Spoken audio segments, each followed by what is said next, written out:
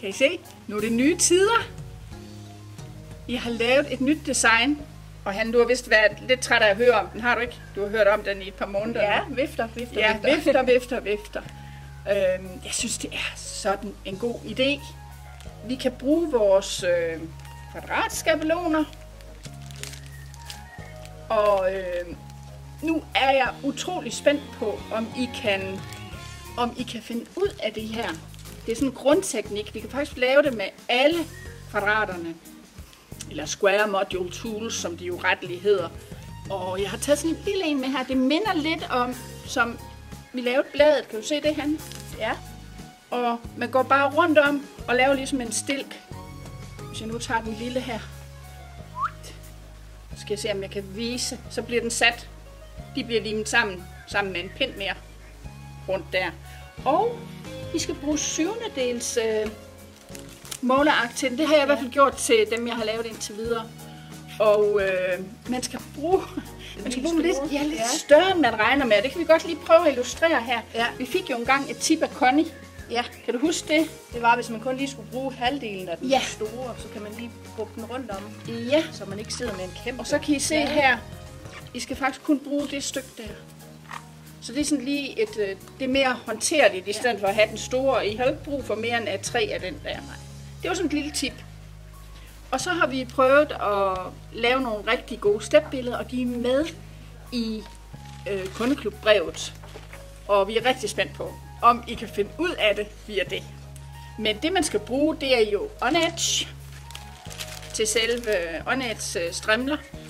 Og til den lille, som vi viser i det her første brev, der er det de to farver. Ja, det er det. Og faktisk så kan man også lave dekorationerne med den rosa. Og så bruger vi lidt bredere til kvasten. Jeg ved ikke, om I kan regne ud, men de er utrolig søde at hænge op også. Og så giver kvasten altså en rigtig god ligevægt. Og jeg synes også, det er dekorativt. Den store vifte her, den kommer med i næste uges brev, hvor vi fortæller, hvilke strimler der er brugt, og nogle tips til den. Den lille her, synes vi også er umådelig sød til borddækning. Og det er jo vores tema i december. Du sidder og laver noget, vi viser den her gang.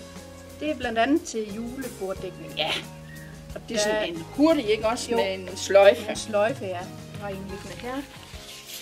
Og man lige bruger sådan nogle 25 mm strimler. Ja. Og vi har delt op i to. Du har lavet en knude. Man slår simpelthen en knude. Og den anden, nu skal jeg lige se, om jeg kan få den vendt rigtigt. Lim på. Vi drejer. Den har vi tit vist til en enkelt sløjfe. Hvis du har lavet en fold midt på, så ved man lige, hvor midten er. Og så lime. Så har I den. Ja. Så er der en anden ting, som... det var ikke en nyhed. Langt fra.